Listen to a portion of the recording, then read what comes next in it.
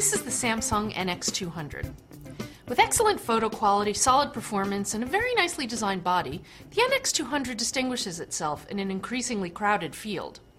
But $900 still seems like a bit too much to ask for a camera that's not at the front of its class on all counts. Thankfully, there's more to the NX200 than just a 20 megapixel sensor. It's much better than its predecessor. It is smaller, yet more comfortable to grip, and it's more solidly built. For those unfamiliar with Samsung's iFunction system, it consists of a button on the lens which invokes shooting settings which you can then change using the manual focus ring. The system works well, and it feels much like you're shooting with the Canon PowerShot S100 or the Olympus XC1. It also distinguishes the NX cameras from other interchangeable lens models in a way that adds to the shooting experience rather than detracts from it. If you choose to go the traditional route, the camera's Smart Panel interactive control panel interface operates much more like a typical camera. It's easy to use, but I found myself missing the type of customization controls that Panasonic's cameras offer over the interface, as well as the capability to save custom settings. You can program a raw override, as well as which options appear on the iFunction ring, but that's just not as much as I'd like. The camera really does produce excellent photos, given its price tag of less than $1,000. Combined with relatively clean images off the sensor, its noise profile is very good. The color accuracy looks really good. Metering and exposure are generally both consistent and appropriate, and the sensor handles bright, saturated colors well, as long as you're willing to put in some work recovering highlights from a raw file. Blown out light colors don't fare quite as well though. There's no detail there. With the right lens, the camera delivers sharp images too.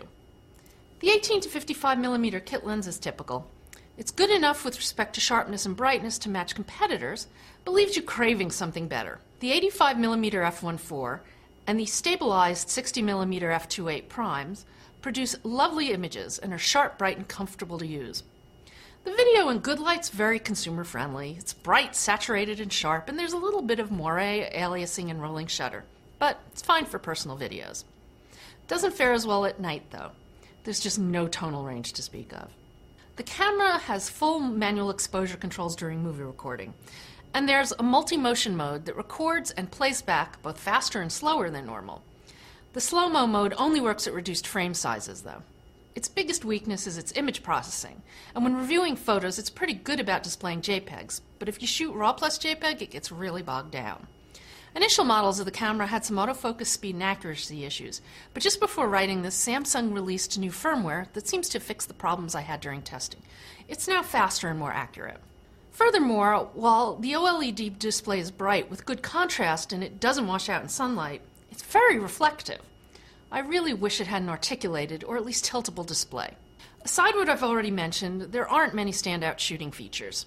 There's some novel effects, but you can't adjust the parameters.